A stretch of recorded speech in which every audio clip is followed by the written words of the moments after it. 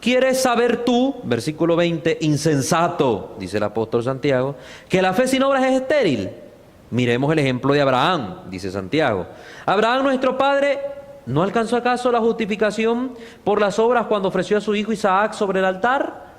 ¿Ves cómo la fe coopera con las obras y por las obras la fe alcanzó su perfección?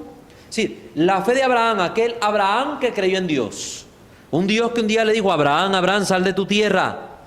No, voy a hacerle caso, voy a creer. Salió de su tierra, un hombre que está actuando. Cree en ese Dios. Abraham, vas a tener un hijo en el plazo de un año. Cuando yo regrese, tu mujer estará embarazada, que hasta se rió la tal Sara.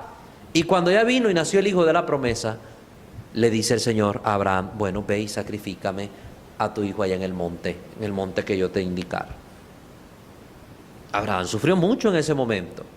Como padre su único hijo, sufrió mucho en su corazón.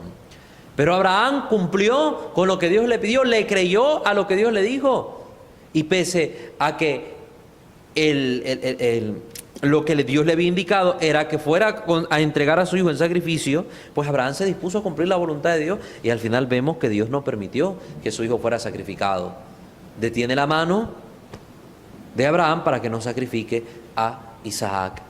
Y al final, pues Abraham muestra que sí es un creyente, pero obra según la voluntad de Dios. Es decir, la obra que Dios nos está pidiendo es la obra de nuestra vida entera, una vida coherente entre lo que yo creo y entre lo que yo hago. La coherencia en el obrar.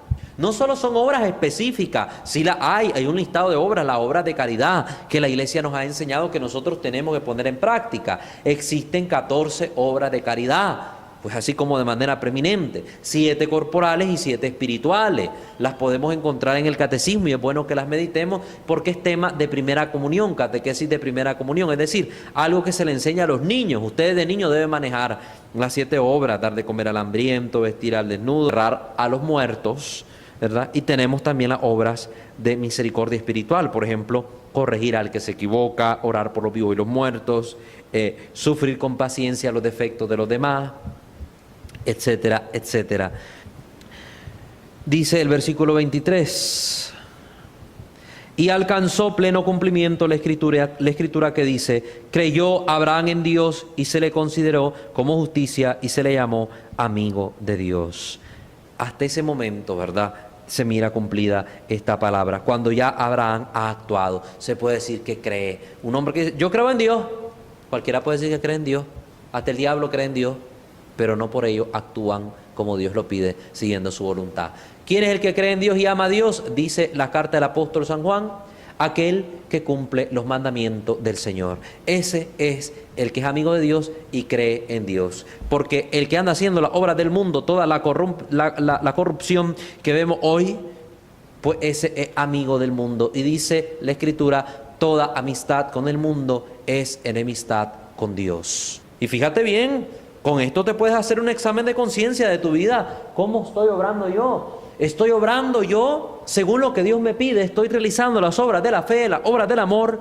¿O estoy realizando las obras del mundo? Fíjese, usted es hedonista, le gusta mucho el placer, complacerse a usted mismo, cae en la gula, cae en la borrachera. Usted es egoísta, está cumpliendo las obras del mundo. ¿Será que usted puede ser también llamado amigo de Dios, como lo fue Abraham? Andamos jugando con Dios y con el diablo. No se puede.